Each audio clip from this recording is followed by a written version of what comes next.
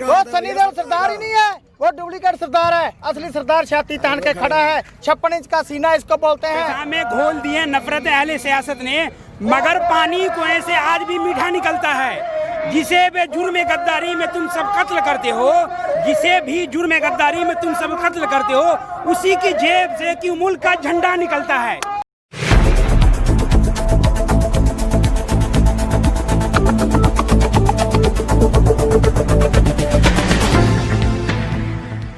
नमस्कार, मैं निखिल शुक्ला और आप सभी देख रहे हैं नालंदा दस्तक। आज हम मौजूद हैं गाजीपुर बॉर्डर पे, जहां पे किसान पिछले 50 दिनों से आंदोलन कर रहे हैं और अपनी मांगों को लेकर अभी भी डटे हुए हैं। आइए जानते हैं कुछ किसान भाइयों से कि उनका इस बारे में क्या कहना है।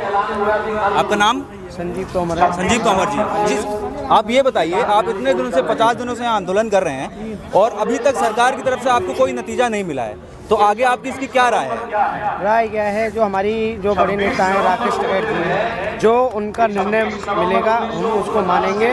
जो आगे जो मोदी जी तारीख पे तारीख धर रहे हैं, जो हमारी लास्ट जो तारीख आएगी, जो राकेश टिकैत जी का जो तारीख होगी, उस तारीख को हम मानेंगे और दिल्ली लाल किले पे मोदी के साथ जो झंडा लहराएंगे 26 जनवरी को। जी बिल्कुल। आपसे मैं ये जानना चाहूँगा, जो 26 जनवरी को ये बोला गया है कि टैंकों के साथ में ट्रैक्टर भी चलेंगे, तो आपका उसके बारे में क्या कहना है? किस तरह की तैयारियां चल रही हैं उसके लिए? तो हमारा कहना है कि जब टैंक चल सकता है तो ट्रैक्टर क्यों नहीं चल सकता?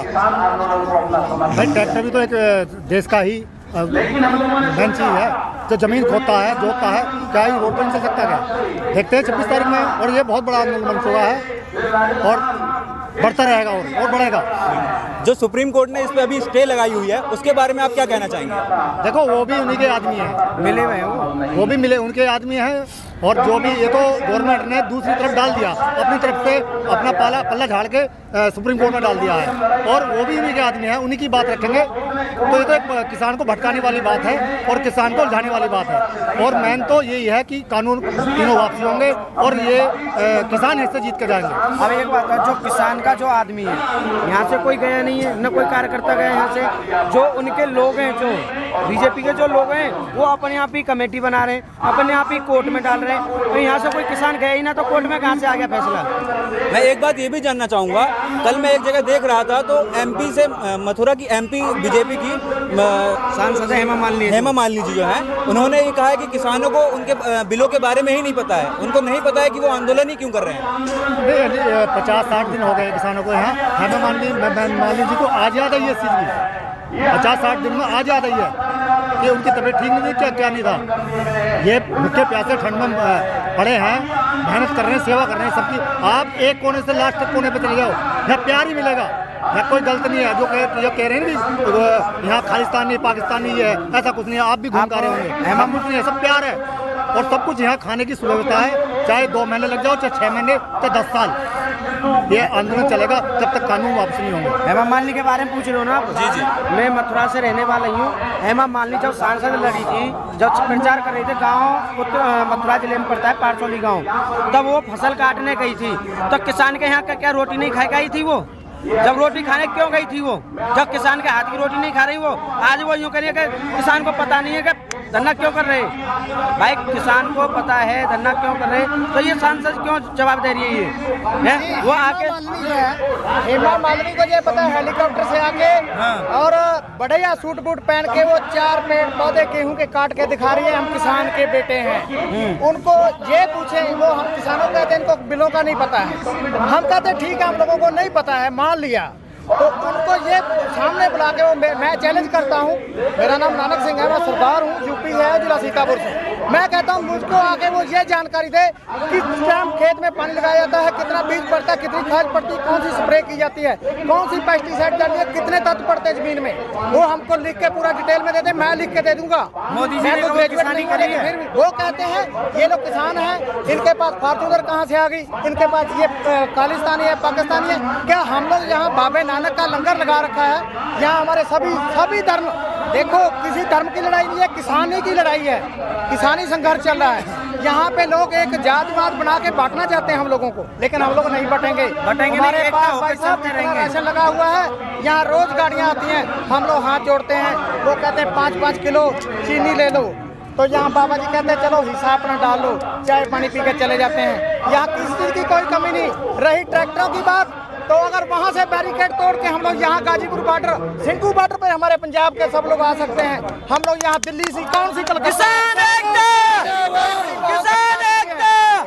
यहाँ पे हर चीज, ये मत समझे कि ये लोग लंगर लगा के हम लोग बाबे नानक का वो 20 रुपए का ब्याज चल रहा है, हम उनकी छत्र छाया के नीचे हैं। ये मत सरकार सोचे कि ये तानाशाही कर लेगी। पंगा लिया सरदारों से और किसानों से लिया है। अब इनको पता चले शहीन बाग के चक्कर में मत रहे कि वो चले जाएंगे 4 दिन में, वो भी हमारे भाई बहन थे, वो दुश्मन नहीं थे। लेकिन यहाँ किसानी का मसला है। यहाँ हर जात, हर मजहब, हर जगह का जो भी आया हमारा चारों तरफ से आ रही है। क्यों बता रहे हरियाणा पंजाब का है? यहाँ हर जगह हम लोग यूपी से आए हुए हैं। हमारी आईडी चेक करवाई जाए हम कहाँ से आए हैं। पुलिस पूरा जोर लगा रही, वहाँ घरों में जाके चौपाल लगा रही। क्यों लगा रही है? इनको तकलीफ है। अगर चोर है तो वो आपको मना कर रहा है, भैया मेरी बात वहाँ मत बताना जाके। हम लोग सीना ठोक के खड़े हैं और जब तक आंदोलन चलेगा खड़े रहेंगे। और हम लोग ट्रैक्टर हमारे तैयार हैं। हमने ऐसे ऐसे ट्रैक्टर तैयार किए हैं, इनके ये जेसीबी और बुलडोजर सब फेल हो जाएंगे उसके सामने। समझ गए आप? ये सरकार ये कह रही है बुजुर्ग आदमी जो बच्चे हैं जो 60 साल से ऊपर के हैं कि वो घर चला जाएं। वो का हिस्सा नहीं है किसान लोगों में कि किसान की जो फसल में उनका जो खेती है उसमें हिस्सा नहीं है। वो किसान जो बुजुर्ग है और जो युवा है वो सबसे पहले आगे चलेगा। जो दिल्ली की जो गोली आएगी वो किसान की छाती पाएगी। मैं ये बात कहना चाह रहा हूँ, जो हमारे माननीय जो अमित शाह जी हैं, अमित शाह जी कह रहे थे हमें सभा में कि ये किसान आंदोलन जो चल रहा है इसमें खामेखा कोरोना फैला रखा है। वहाँ कोरोना नहीं फैला रखा, वहाँ क्यों मतलब हमारे ऊपर वो डाल रहे हैं कि कोरोना आ गया। आप एक काम करो, दवाई लेके देखो, टीका लगा के देखो, जब पता पड़ेगी आपको कि कोरोना है या नहीं है। हमारे किसान को ये बांटना चाहते हैं ये क्यों? ये जो गुजरात में जो किसान थे, गुजरात में किसानों को बांट दिया इनने।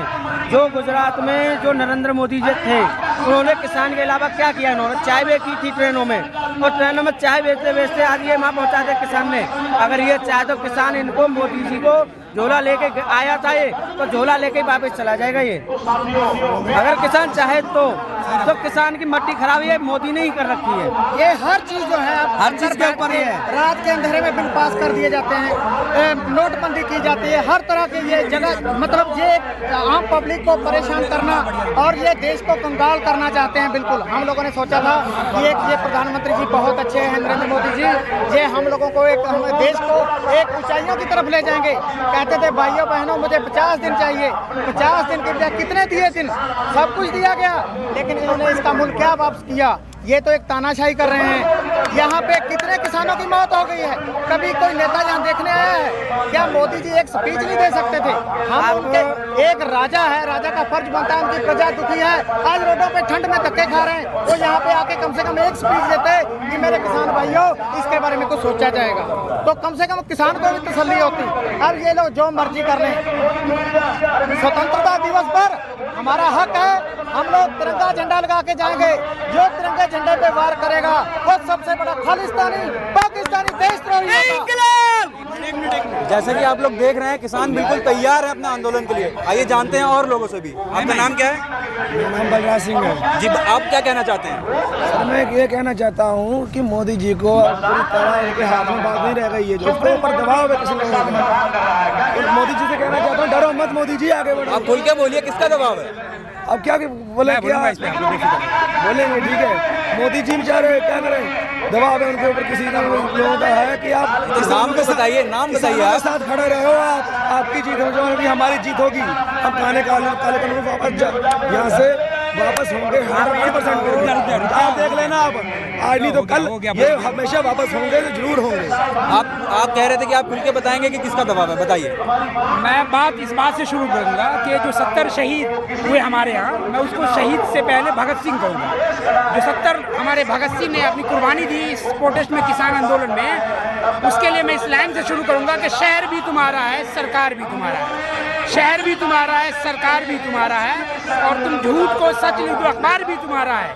क्या बात है, क्या? और खूने मजलूम और नहीं बहने वाला, खूने मजलूम और नहीं बहने वाला, गमों का दौर और नहीं चलने वाला। इन अंधेरों का जिगर चीर कर नूर आएगा, इन अंधेरों का जिगर चीर कर नूर आएगा। तू अगर फिरौन है तो मूसा भी जरूर आएगा। क्या बात है, बहुत खूब। किसान आंदोलन को मैं अपनी तरफ से पूरी तरह समर्थन करता हूँ, सपोर्ट करता हूँ। और मैं आपको इतना कह सकता हूँ कि मैं पहले दिन से यहाँ पर हूँ। इसके आगे मैं बात शुरू करूँगा।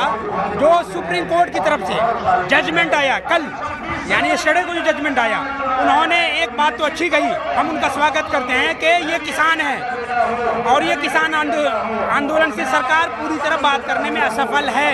ये सुप्रीम कोर्ट ने जजमेंट दिया, सरकार पूरी तरह वार्तालाप करने में नाकाम है, कामयाब नहीं हुई सरकार। और सुप्रीम कोर्ट का दूसरा जजमेंट है कि सरकार कमेटी गठन करे। अब ये बताओ भाई, सरकार एक तरफ पहले ही जा चुकी सुप्रीम कोर्ट में, तो सरकार क्या अपने खिलाफ कोई कमेटी बनाएगी? ये समझने वाली बात है। और उसमें जो 4 लोगों का नाम नॉमिनेट किया गया पूरी तरह सरकार के लोग हैं, वो किसान नहीं है। उन कमेटियों का गठन दिसंबर महीने में 2020 में हुआ। जो कमेटी दिसंबर में बनती है, क्या वो कमेटी पूरी तरह से क्लियर है? वो किसान की कमेटी है, ये समझने वाली बात है। सरकार से मैं इतना कहूँगा कि सरकार से मैं इतना कहूँगा, मोहब्बत करने वालों में ये झगड़ा डाल देती है, सियासत दोस्ती की जड़ में मट्ठा डाल देती है। तवाइफ की तरह अपने गलत कामों के ये चेहरे पर, तवाइफ की तरह अपने गलत कामों के चेहरे पर हुकूमत मंदिर और मस्जिद का पर्दा डाल देती है। और सरकार से मैं इतना कहूँगा कि क्या सरकार के उन कारनामों को लोग भूल गई? 4 अप्रैल 2019 को याद कीजिए आप, 4 अप्रैल 2019 को यही सुप्रीम कोर्ट के 4 जज बाहर निकलते हैं और वो गुहार लगाते हैं कि सुप्रीम कोर्ट पूरी तरह से डरो खौफ में जी रहा है, संविधान डर में है, संविधान खतरे में है। क्या लोग वो 4 अप्रैल को भूल गए? सुप्रीम कोर्ट के 4 जज बोलते हैं। मैं उसके आगे बात करूंगा। हाई कोर्ट के जज ने अभी दिल्ली दंगे पे एक जजमेंट दिया, फैसला नहीं किया, जजमेंट दिया। उस जज को रातों रात चंडीगढ़ कोर्ट में ट्रांसफर कर दिया गया। उसके आगे मैं आपको बात करूंगा कि जो हमारे गृह मंत्री हैं, उनका केस चल रहा था गुजरात दंगे पे 2004 वाले पे, उनका केस ट्रांसफर किया गया मुंबई, क्योंकि गुजरात में हाई कोर्ट को डायरेक्ट इंटरफेयर किया जा रहा था सरकार की तरफ से। ये आप दूसरी जगह चले गए, हम किसान आंदोलन पे ही रहेंगे तो वहीं पे बात आऊंगा। जो कोर्ट पे लोग इतना विश्वास करते हैं, यकीन करते हैं, क्या वो कोर्ट पूरी तरह से निष्पक्ष होकर सरकार के बगैर प्रेशर के कोर्ट फैसला कर रही है आज? ये समझने वाली बात है। इसी संदर्भ में मैं आपके पास बात रखना चाह रहा हूँ, मेरी बात को समझिए आप। क्या ये सच नहीं कि कोर्ट सरकार के डर से, खौफ से फैसले ले रही है? क्या कोर्ट सरकार के प्रेशर में काम कर रही है? क्या कोर्ट को अपनी जान बचाने पर भी आमदा कर रही है सरकार? ये मैं इसलिए कह रहा हूँ, गृह मंत्री खुद हाई कोर्ट के जज के मर्डरर हैं। क्या जस्टिस लोया के मर्डर को लोग भूल गए? जस्टिस लोया के मर्डर को लोग भूल गए? वो जस्टिस लोया गृह मंत्री के केस को देख रहे थे मुंबई हाई कोर्ट में। गृह मंत्री ने खुद उसका मर्डर करवाया दूसरे लोगों के जरिए। मैं बात आंदोलन पे आइए, आप सीधे डायरेक्ट बोलिए, मुद्दा भटक जाएगा। इससे मुद्दा नहीं भटकने वाला है, क्योंकि कोर्ट के संज्ञान में बात आई है, कोर्ट ने अपना जजमेंट दिया है। कोर्ट पे लोग बिलीव रखते हैं, कोर्ट उस कॉन्स्टिट्यूशन के थ्रू बने जाते हैं जिस कॉन्स्टिट्यूशन के पहले पन्ने पे लिखा होता we the people of India. क्या court we the people of India को मानती है? क्या कोर्ट सामाजिक, राजनीतिक और सांस्कृतिक तौर पे भेदभाव न करते हुए फैसला करेगी आने वाले टाइम में? ये समझने वाली बात है। ये किसान आंदोलन से डर रही है सरकार। क्यों डर रही है? क्योंकि तो आप सीधी तरह ये कहना चाहते हैं आपको कोर्ट पर भी भरोसा नहीं है? नहीं है। मैं क्लियर, मैंने आपको सारी बातें इसलिए रखी। क्या कोर्ट विदाउट प्रेशर के, गवर्नमेंट के विदाउट इंटरफेयर के ये किसान आंदोलन के प्रोटेस्ट को देख रही है? आने वाले टाइम में देखेगी, ये समझने वाली बात है। अभी कोर्ट ने एक जजमेंट दिया है, वो जजमेंट क्लियर दिया कि ये किसान है, ये खालिस्तानी नहीं है, ये आतंकवादी नहीं है, इनका फंडिंग से कोई ताल्लुक नहीं है। कोर्ट ने साफ साफ बोला ये किसान है, ये किसान आंदोलन चल रहा है, इसमें पूरी तरह से मुकम्मल किसान है। अब तक सरकार और सरकार के मंत्री क्या जजमेंट दे रहे थे वो आपको पता है। सरकार के मंत्री साफ कर रहे थे ये कुछ ऑपोजिशन लोगों की तरफ से प्रायोजित किसान है। सरकार के मंत्री कह रहे थे ऑपोजिशन को भड़का रहे हैं, किसान भोले भाले, ये समझ नहीं पा रहे हैं। क्या किसान उस दिन ही भोले भाले थे जिस दिन आपको 130 करोड़ की जनता ने 32% वोट देकर के दिल्ली की सत्ता पर बैठाया? क्या उस दिन सरकार के बैठाने में लोग सफल नहीं थे? क्या लोग समझदार नहीं थे उस दिन? आपको समझने में बिल्कुल आपको लोगों ने इसलिए चुना कि 70 साल की सरकार ने जो काम नहीं किया शायद वो काम आप कर सकें, इसलिए लोगों ने आपको चुना। भगत सिंह का एक कोट है कि इंसान का मर जाना नहीं कहलाता। इंसान का मर जाना नहीं कहलाता। ज़मीर का मर जाना होता है। क्या लोग आज अपनी ज़मीर की आवाज़ को सुनेंगे या सरकार या उन चंद गठित मीडिया के लोगों की आवाज़ सुनेंगे जो मीडिया 24 घंटे रन करती है सरकार की बातों को, सरकार की योजनाओं को, सरकार की नीतियों को। आप साफ समझ लीजिए, ये लड़ाई जो है किसी सरकार के खिलाफ नहीं है। ये लड़ाई बिल्कुल सरकार के खिलाफ नहीं है, सरकार के गलत कामों के खिलाफ है, सरकार के गलत नीतियों के खिलाफ है। क्या मोदी जी अपने जो घोषणा पत्र है उनमें उन्होंने साफ साफ लिखा था या बोला था स्टेज पे इलेक्शन के दरमियान 2017 इलेक्शन 2019 इलेक्शन के लिए कि 14 दिन के अंदर गन्ना के जो बकाया बिल है उसको हम भुगतान कराएंगे। अगर 14 दिन के बाद लेट होता है तो ब्याज सहित आपको पैसा देंगे। क्या वो अपने स्टेट पे आज भी कायम है? अपनी भाषा पे, अपनी नीतियों पे क्या वो आज कायम है? मोदी जी ने कहा था 2 करोड़ लोग युवाओं को रोजगार देंगे पर ईयर।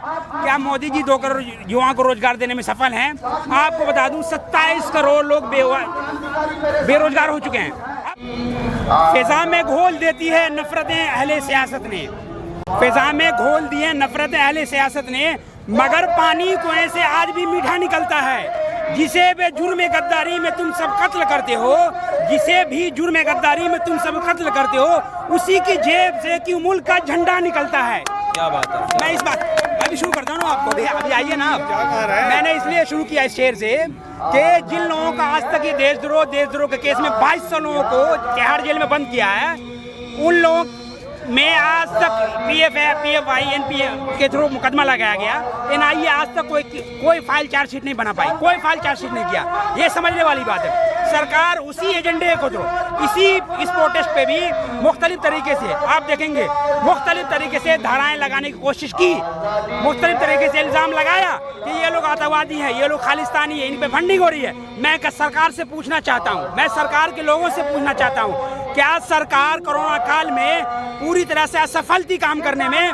जब यही सरदार लोग 4 लाख लोगों को पर डे फूड सर्वाइव कर रहे थे सरदार लोग, क्या उस वक्त सरकार पूरी तरह सफल थी?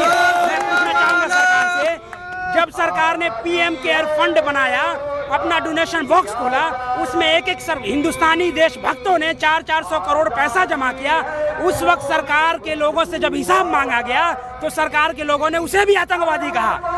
आज ये कंडीशन है इंडिया की कि आप अगर सरकार के फेवर में जाते हैं तो आप सबसे बड़े देशभक्त हैं, अगर आप सरकार से सवाल करते हैं तो आप देशद्रोह हैं, आप आतंकवादी हैं, आप खालिस्तानी हैं। मैंने बात शुरू किया कि किसान पे कर्जा पे सुप्रीम कोर्ट में सरकार की तरफ से जो लॉयर थे, उस लॉयर ने अपनी बात रखी और सरकार का डिफेंड किया, और उसने जो बोला मैं वो याद दिलाऊंगा आपको। सुप्रीम कोर्ट के लॉयर ने कहा कि सरकार MSP लागू होने पर सक्षम नहीं है, सरकार वो पैसा पेमेंट नहीं कर पाएंगे जो ये पैसा MSP लागू होने के बाद दिया जाएगा। तो मैं कहना चाहूँगा कि क्या सरकार 2004 से अब तक 70 लाख करोड़ 2% लोगों का कर्ज अदाई किया, क्या उसमें सक्षम थी सरकार? मैं पूछना चाहूँगा सरकार से, क्या सरकार जियो को लॉन्च किया?